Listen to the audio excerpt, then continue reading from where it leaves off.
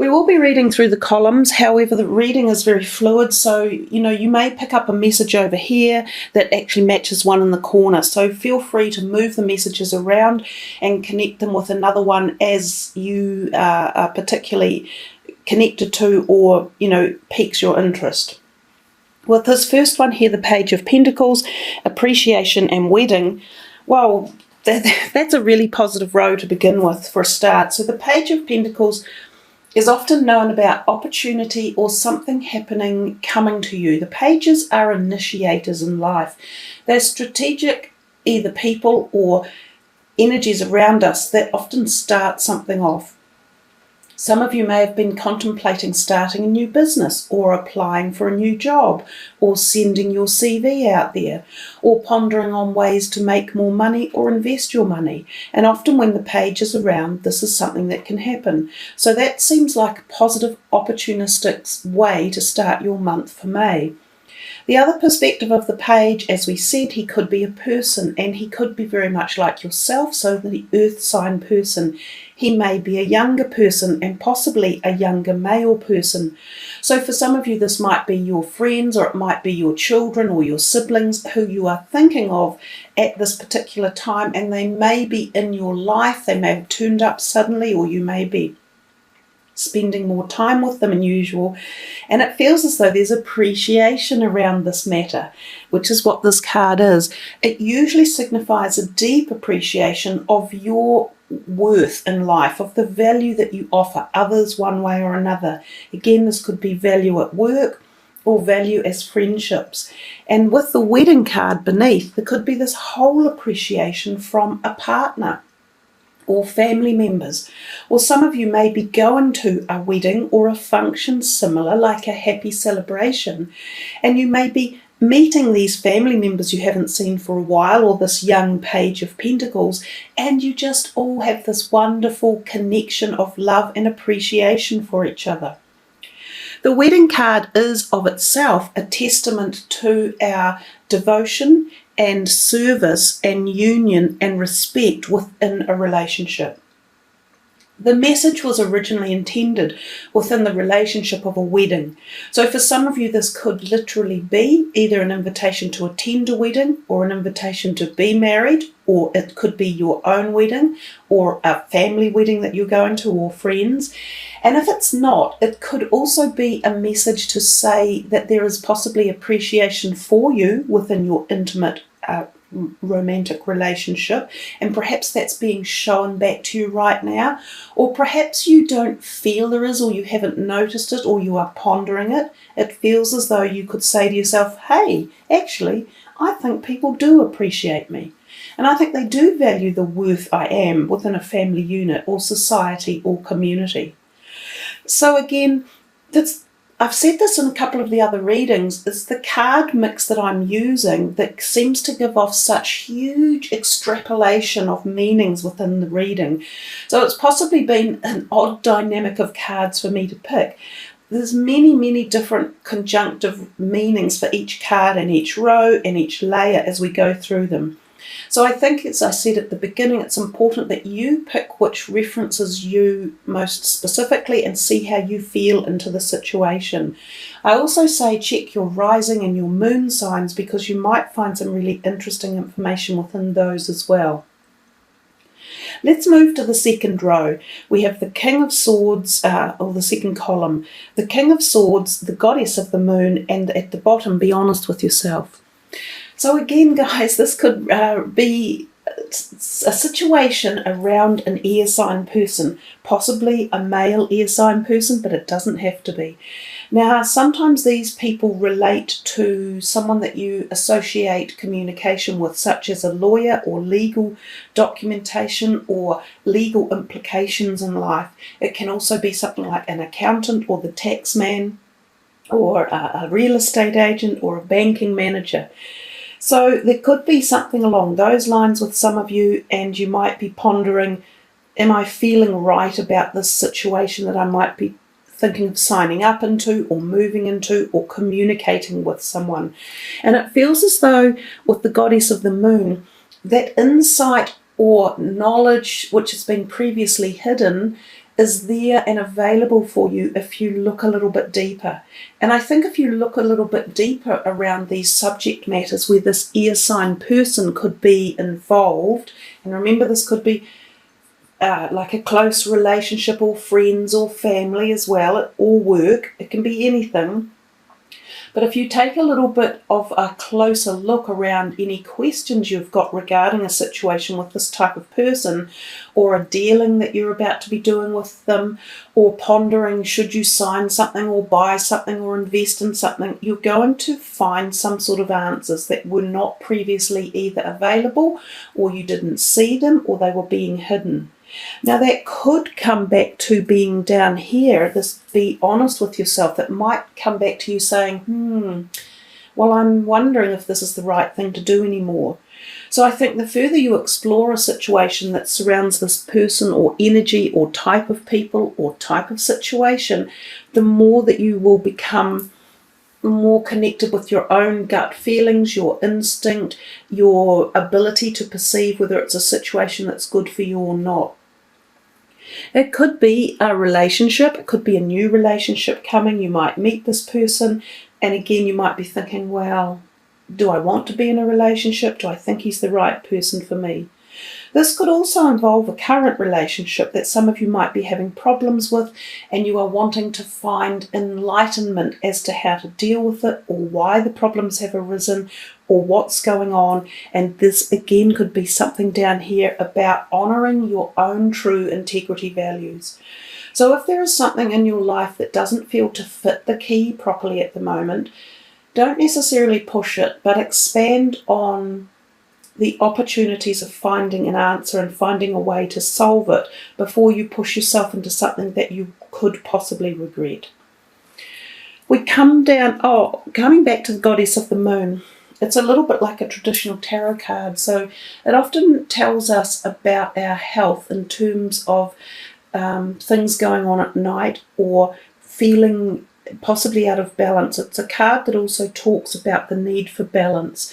So sometimes this can be referring to our physical health. So it's a time to ponder about balancing our bodily needs and our hormone needs and our emotional needs, and to make sure that they're all in balance. When we connect with the light and the dark, and the day and the night, and the male and the female in us, the yin and yang type cycles in life, when we've got that all in balance, flow is so much more available and quick and ready and inspirational. So sometimes there can be a blockage at some level when the goddess of the moon card comes, but when you connect with it, there's this powerful surge of energy about finding insights and doors and pathways and availability to move on to something fresh. Let's come to this one here, and we have the Knight of Cups, cornucopia, and an opportunity to forgive. Again, I would suggest to you guys that this is a fairly enlightening row. These are positive cards down here. The first two can represent literally the energy of love in our life, and in real terms, love should surround everything around us anyhow, love and light. But the Knight of Cups is known as sometimes the proposition of love coming to you, or someone who offers that generous support or energy or vibrational context of love. It doesn't have to be romantic. It could be community love, friend love, love that supports you or nurtures you when you need it most. It can be, of course, romantic love as well. So when this card is around, there's a feeling of happiness, like that slight euphoric bliss. You may be meeting someone or about to meet someone who really connects with you, and you connect with them, and a great feeling of happiness and joy can be brought about through relationships that are connected via the heart. And we come down to the cornucopia, and we see this number 11 it is, but it's this beautiful card of a wealth of bliss and harmony type energies and magic, and in a forest with butterflies and angels and fairies and food and harvest and the rays of the sun. It basically is like the Nine of Cups. It's the wish card in this deck. So it's saying that you are being sated, you are finding fulfillment, and this can be in any area of your life. So love, wealth, health, happiness, any spiritual involvement, anything that you've been particularly focusing upon. And of course we had that in your words, intention, focus on what it is you want, and spend energy focusing on the things that you want, because you will get great flow from that. Well, this is the card of great flow, and it can often come about when you have been putting something to work in the background and the wheels have been turning and your dreams have been formatting and they've now been implemented a little bit. So this person could be, as I say, a romantic person coming into your life, or it could be a family member, again, a slightly younger person possibly, and a water sign energy person that you might be spending time with or connecting with or reconnecting with as well. It could be a family member like a younger sibling or a cousin or a nephew or a niece or something along those lines. And there may have been something previously where there was a patchiness around the relationship, but it might be healing a little bit. So there might be this opportunity to have this person come back into your life and for you to feel, my God, everything's flowing. So yes, we are moving into the cycle of forgiveness and forgetting and supporting each other again. For some of you, it definitely is. Someone's coming back, or you're reconnecting, or you're allowing something in the past that separated you one way or another, whether it was a physical argument, or it was a differing of belief systems, or a differing of where you wanted to head in the future. But it feels as though there's a reconnection and a regathering, which could be quite joyous and joyful. So some of you, this is new people coming in, and for others, it's feels like family members who you might be reconnecting with after a time apart, and there is this wonderful feeling of, I'm just so happy about it, and you seem to let go of what might have been a grudge or holding on to an annoyance or a grievance about it all. So it feels really, really positive. We come here next to the last one, the Queen of Rods, then the strategy, and the what do you desire.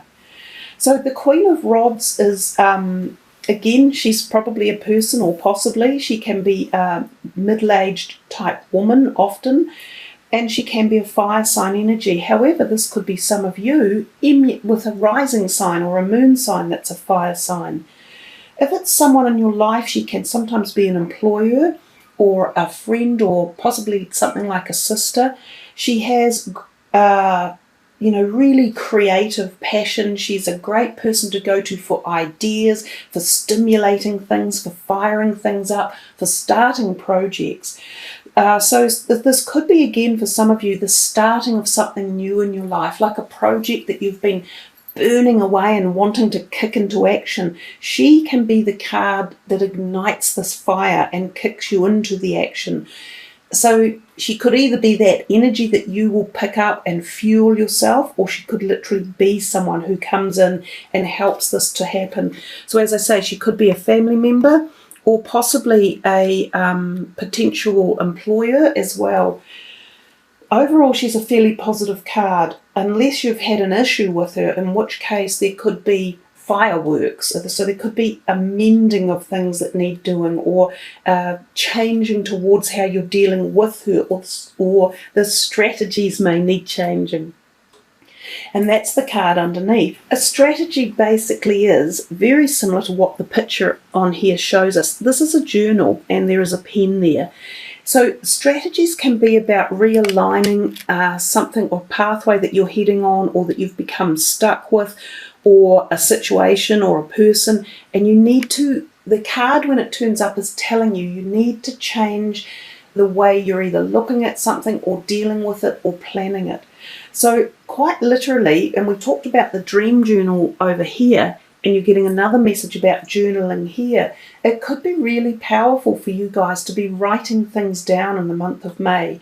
And as you write things down, like ideas or situations or plans, you go back and read them a little while later, like a few days or a day or a week or whatever, and you often go, I think I can add to that, or I can extend on it, or, oh, I think I should take that out.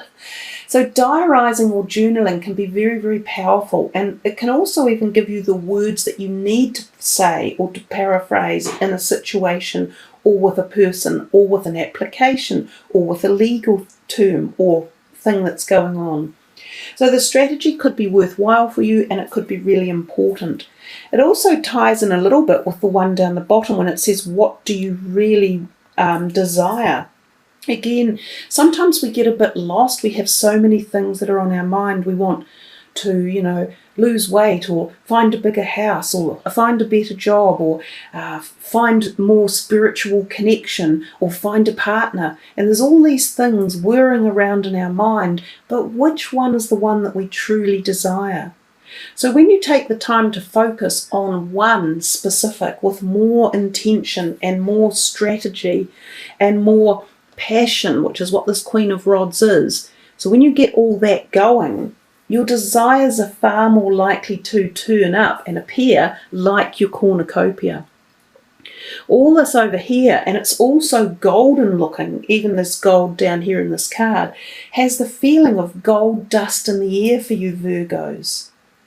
So it feels as though there's some appreciation coming your way from people. It feels an active, busy month in May, as if you're seeing a lot of people or hearing from them, or they're involved in your life, or their energies are what you pick up. So you're not acting so much in your normal, Virgo way. You might be tempted to be more communicative or more passionate or more, loved up or something.